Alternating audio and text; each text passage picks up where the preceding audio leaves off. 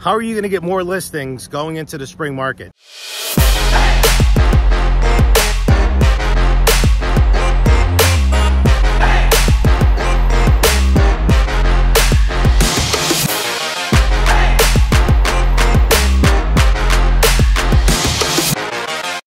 Hey everyone, Willie Miranda with the Ultimate Success Blueprint down here in sunny Florida. Actually, there's a couple clouds today, but the weather is very nice. We just finished up a great training series on geographic farming, and we talked about a ton of different things on really how to get going. A lot of questions I get from agents is, does farming still work? And do postcards still work? Do mailings still work? And the answer is everything works, right? You just have to be consistent and you got to be patient. And we came up with a whole series on different ways to get into geographic farming and what are the do's and don'ts and those type of things. But I was just, looking at some of the training notes, and there's 5 key strategies that everyone needs to know to get geographic farming off the ground. And the first one I wrote down here was finding your area. Like, wouldn't it be great to come home every day and just see your signs every time you drive down your street or in your neighborhood of listings that had your name on it versus your competitors' names on it? Right? So start there. Take a look, do some research, and you have to take a good look at the last 2, 3, 4 years and look at what the activity was. Find out the number of sales. Find out who's active, who's pending right now. Find out who the dominant player is, right? As far as the agent that's selling the most amount of properties in that. And sometimes I'll get agents telling me all the time that, well, I don't want to do that neighborhood because so-and-so, dominates there, or this one is there and they just crush it in that neighborhood. Then when we do the research, we find that that person may only have 10% market share, right? They might only sold 3 or 4 houses out of 30 that were sold. So don't underestimate the power of research, because you have to research.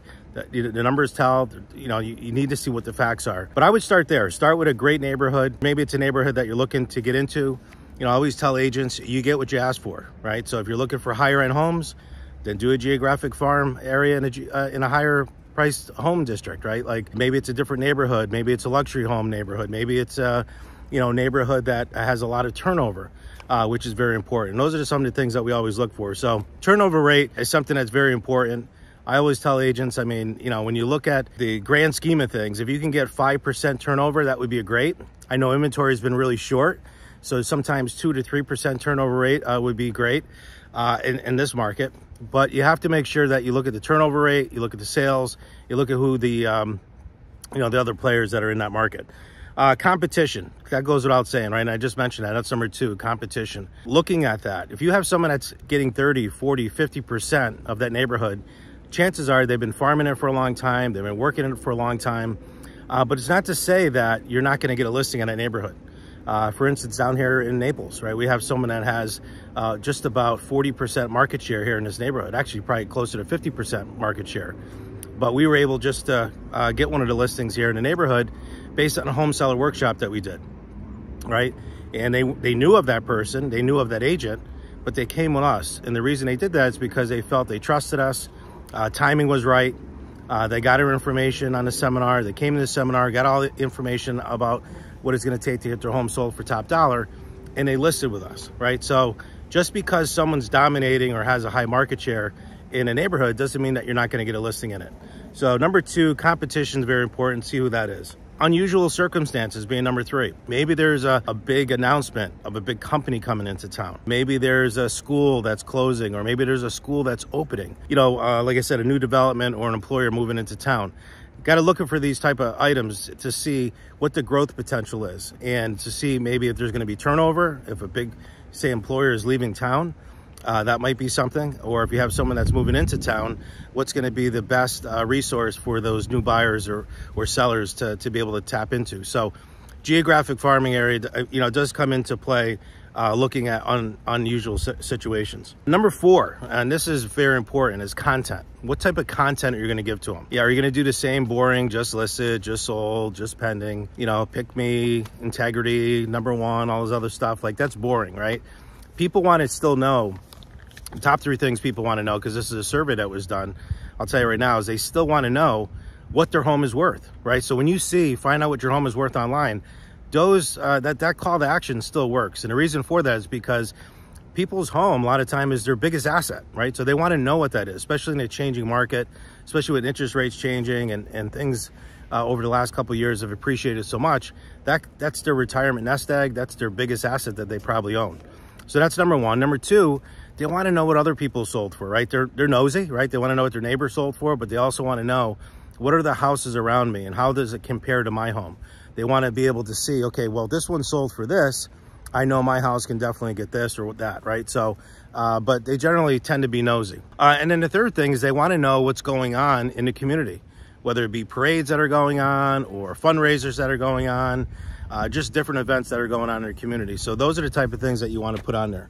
So that is content. And number 5 is, once you get that content, is what are you going to do to send it out? How are you going to get this information out? So a couple different ways you can do that. One, use the post office, obviously. They have a program called Every Door Direct Mailing, EDDM. Very cheap. I think it's like 20 cents a postcard or 20 cents a flyer that you send out. But it has to go to everyone's mailbox within that sub area. So you can just go to the US Post Office and take a look. It's EDDM, and that's Every Door Direct Mailing under the post office website. QuantumDigital.com, another great resource. We've been using them for years. It's kind of a done for you, already done. You do it online, you put your postcard, you put all the information that you want, put your logo on it, and give them your credit card and it gets sent out. So that's very easy. And then the last one I'll give you, itidirectmail.net, itidirectmail.net. And I'll put those links down here below as a resource. But they're very good too, and they're very good with doing letters, handwritten font, live stamps that go on it. You don't want to be perceived as junk mail. You want it to go out there with quality.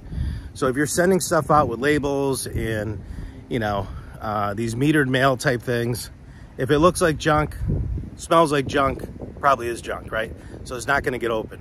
So check out itidirectmail.net to see the type of quality envelope. And again, it's going to cost you just as much or probably less to use that service than trying to do it on your own. So those are the 5 strategies to get going with geographic farming, which will help you get more listings going into the spring market. So hope you liked the information I gave you today. Scroll down below, leave a comment, and let's go get them this week.